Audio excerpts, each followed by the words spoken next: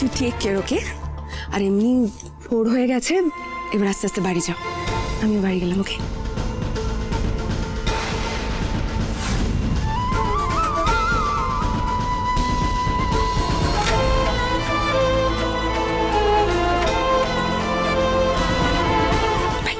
By.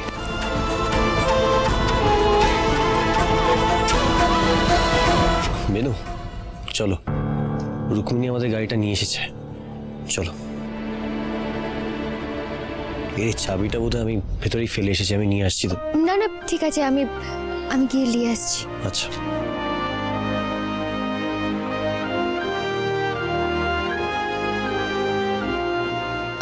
তারকা বাবু, কি ব্যাপার, আপনি আবার উল্টো পথে ঘুরে এলেন? আসলে উনি গাড়ির চাবিটা ফেলে গেছেন। ওই তো নিয়ে নিন। আচ্ছা সুবিধা ম্যাডাম,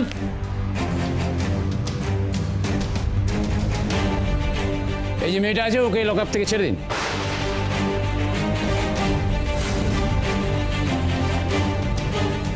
সে কি, মেয়েটিকে ছেড়ে দিতে বললেন কেন অফিসার?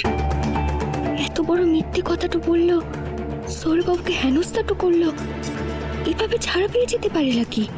এই যে অরুণচন্ডী মামুনি আমার বাবার খুব ট্যাকের জন্য নাকি এত দামি নেশার জিনিস আসে কোত্থেকে? রুক্মিণী ম্যাডাম বলেছে বলেই তোমাকে ছেড়ে দিলাম, নইলে যে পরিমাণ নেশার জিনিস নিয়ে তুমি ধরা পড়েছো না মামুনি, অনেক বছরের জন্য জেলে ঢুকে যেতে। যাও, বিদায় হও। Thank you sir, thank you so much.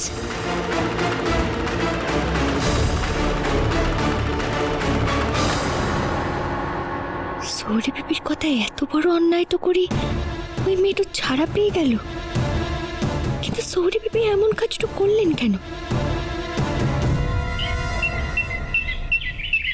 তোমার কোনো বোধ বুদ্ধি নেই? এত বড় একটা বিপদ হয়ে গেল, আমাকে তো একটা ফোন করবে। তুমি যেন আদা জল খেয়ে উঠে পড়ে লেগেছো যাতে আমার সংসারের অমঙ্গল হয়, অকল্যাণ হয়।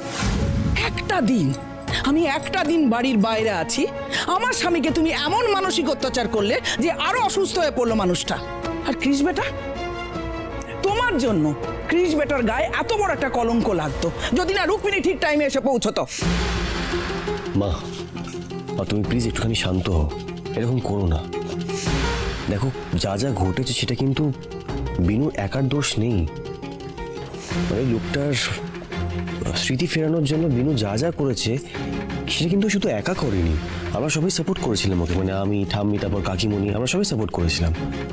আর কালকের ইনসিডেন্টটা তো তুমি জানোই মা, তুমি তো শুনলে। বলো, পুলিশ স্টেশন থেকে বাড়িতে ফোন করতে দেয়নি। বিনু কি করতো বলো তো? তাই তুমি বিনুকে বকাবকি করো না মা। ক্রিস, আমি বুঝতে পার ক্রিস কিন্তু ঠিক কথাই বলছে। তুমি না মাঝে মধ্যে এত বাড়াবাড়ি করো কেন? শুধু শুধু এত টেনশন করছো বলো তো?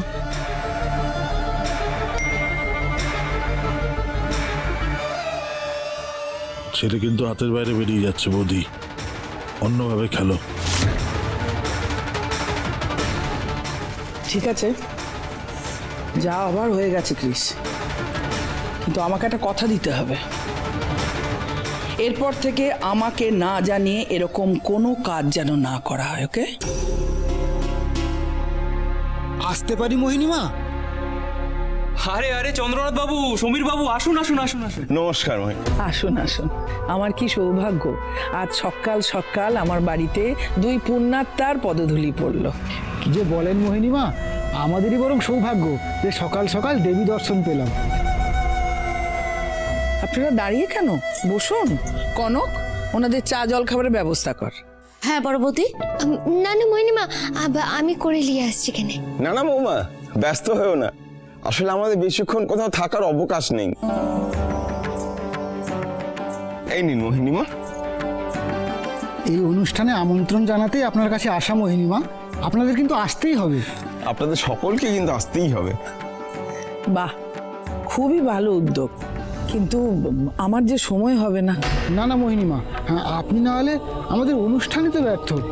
আসলে আমরা একটা বিতর্কের আয়োজন করেছি, শাক্ত মতে ঈশ্বর সাধনা আর বৈষ্ণব মতে আরাধনা। হ্যাঁ, আপনার কাছে আমার অনুরোধ, আপনি যদি শাক্ত মতাবলম্বীদের প্রতিনিধি হয়ে এই বিতর্কে অংশগ্রহণ করেন, আসলে এই বিতর্কে যিনি জয়ী হবেন তার জন্য পুরস্কার মূল্য 5 লক্ষ টাকা ধার্য করা হয়েছে। বাহ, খুবই ভালো উদ্যোগ, কিন্তু কালকে আমার পক্ষে যাওয়া একেবারেই সম্ভব